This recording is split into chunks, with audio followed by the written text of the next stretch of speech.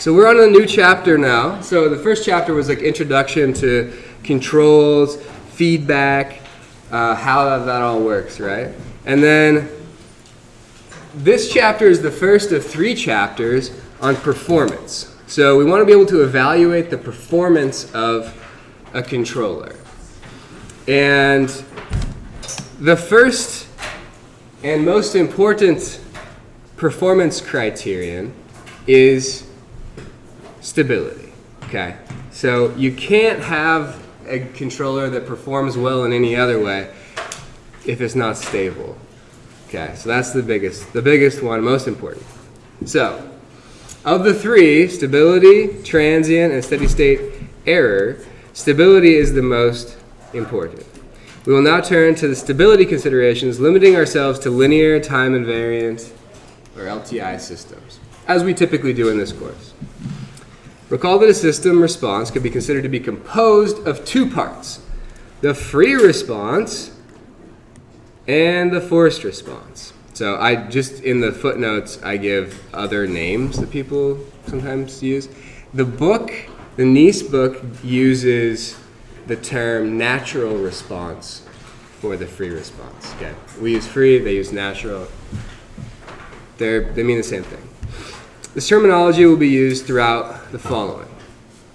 So I'm going to give 2 definitions of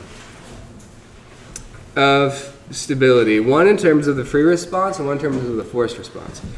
These question marks are, I don't know why they're not coming through, but they're references to the Nice textbook. So, using the concept of the free response, we define the following types of stability for LTI systems. An LTI system is asymptotically stable if the free response approaches 0 as time approaches infinity. So we used essentially these same definitions from section 2.1.1 here in the system dynamics portion of this course, right? So if the free response approaches 0 as time approaches infinity, it's stable, or sometimes we say asymptotically stable because it decays to an asymptote of a steady value. Okay. 2, an LTI system is unstable if the free response grows without bound as time approaches infinity. So, set some initial conditions and the thing goes off to infinity in some way. So that would be unstable. So stable, unstable, we're familiar with those 2, right? And then finally, an LTI system is marginally stable if the free response neither decays nor grows but remains constant or oscillates as time approaches infinity. So this is marginal stability, and we're familiar with those. So remember, there are sort of 2 characteristic ways that all 3 of these can happen, right? So there's the straight up exponential way. So you can have the decay to 0. Whoa, that's not 0. Decay to 0 from an initial condition. So say like, I'll call it y naught, initial condition. And you can have an exponential increase, so that would be unstable. And you could have it just stay steady, that would be marginally stable. But you can also have the same 3 with oscillations, right? It could be doing this, that's stable still. It could be doing this, that's unstable, right? Amplitude's increasing. Or it could have a constant amplitude, which is marginally stable. So there's oscillation, and there's also just straight decay or direct response. So that's our familiar concept of stability. We had it on the midterm exam. Wasn't too bad. Most of you guys were fine with that. Then there's this other one that we're actually going to continue to use this free response definition for the most part. But it's important to recognize there's another way to define stability, which is subtly different and can be useful in some situations. And so you'll encounter it in controls. Sometimes people will talk about it in terms of the forced response. So an alternate formulation for the stability definition above is called the bounded input, bounded output, or BIBO definition of stability. It states the following. This is another Nice reference. A system is BIBO stable if every bounded input yields a bounded output. So by bounded, we mean that there is some value you can draw. So if it's a single input, there's some value that you can choose that the input never gets greater than the absolute value of. So if you have some input in time, then it could do all kinds of stuff. But if it's a bounded input, we can draw some bound around it that it never escapes. Okay, that would be bounded. So to be BIBO stable, if the input's bounded, then the output is also bounded. Okay. So Y can never leave some bound. Doesn't have to be the same bound. It can be some other bound, but there has to be some bound you can put on the output. If it's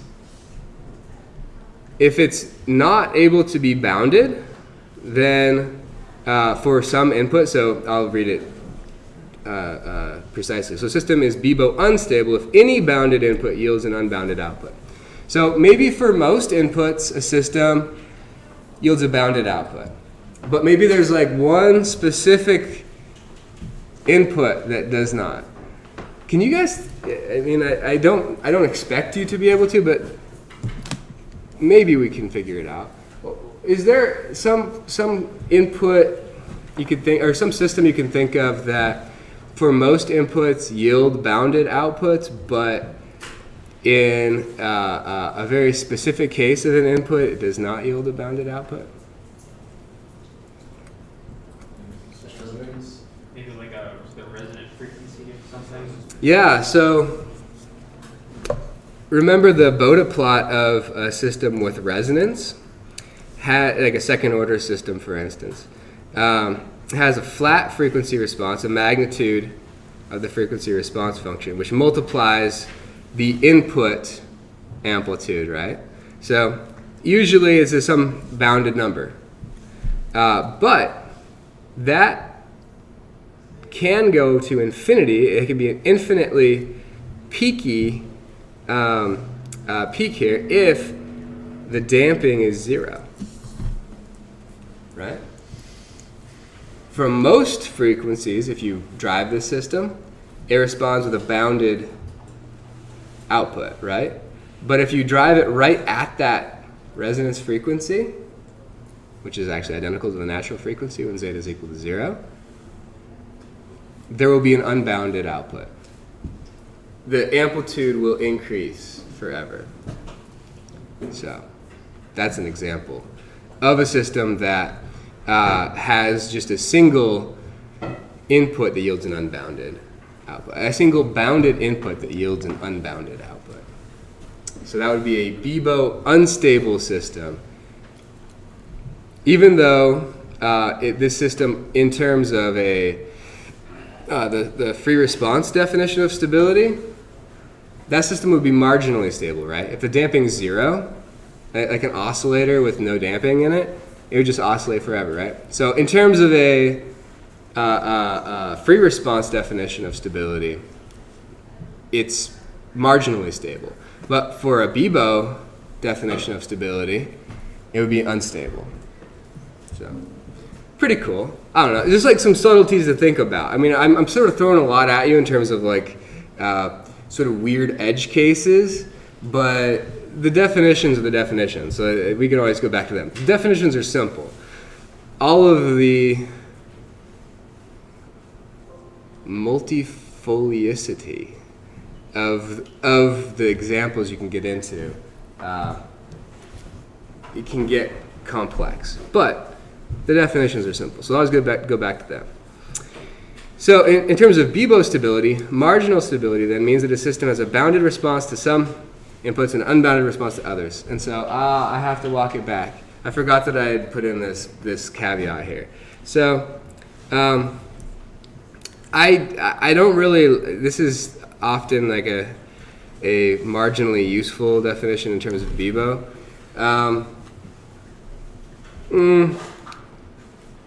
It's okay. I don't know. I have mixed feelings about putting that in there. For instance, a second order undamped system, I used the example. I forgot to use this example. Sinusoidal input gives an unbounded output at the natural frequency. At the natural frequency. Whereas every other input yields a bounded output. Although we focus on the definition of stability in terms of free response, as we will in the next lecture and the one after that, it is good to understand Bebo stability as well, even though I made it a little bit confusing there. So, it's good to know about, not the focus of what we're doing. Okay. Any questions on that? Is the water muddy enough yet?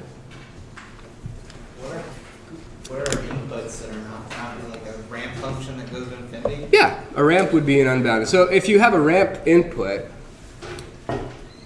you would kind of expect that the output would be unbounded. Like if you keep increasing like a force forever, you would kind of expect that the output of that system is going to increase forever too.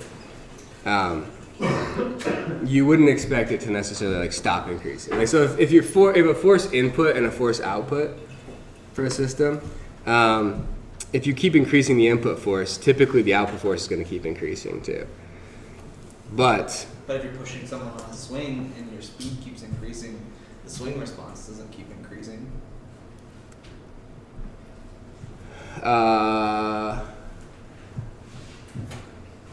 Explain more. Well, just like your example from the other day. Mm-hmm. You're pushing someone on a swing too slowly, they don't respond very well. Right. You find some frequency that happens, but assume you start at 0 Yep. and increase your frequency of your pushing linearly as a ramp function forever. Mm-hmm. They hit some point where it's the best, but it's not at infinity. The output of the swing is going to decrease after your frequency passes that. So you're right. You're thinking of increasing the frequency of the input linearly forever, right? That would be not a ramp in a sense that we typically would think about it. So when we say bounded, so increasing the frequency in time would look like this, right? It would look like, so say you had the amplitude, but your amplitude was the same. So say you were starting out like this, and you're increasing the frequency, the amplitude's staying the same. So you keep increasing the frequency, and it just becomes this blur, right? So that amplitude can still be bounded. So it's a bounded amplitude, and not a bounded frequency necessarily. But that's a good way of thinking about it for a system in terms of frequency response. But yeah, when we say bounded, we don't mean in frequency. We mean specifically in amplitude. Does that make sense, Aaron? Mm-hmm. Cool. All right. I just like just saying Bebo is really fun. I think we should just say Bebo a lot. I like it. Hashtag Bebo. Maybe we can get it to catch on. Just saying. Also, my dog Niles is getting so cute, and maybe one day I'll get to bring him. I know it's not really loud on campus, but it'd be so cool if I got to bring him. And then we could have, in addition to the Dr. Rico cam, we could have the Niles cam on the videos.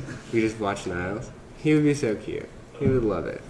That was just an aside about Niles. Okay.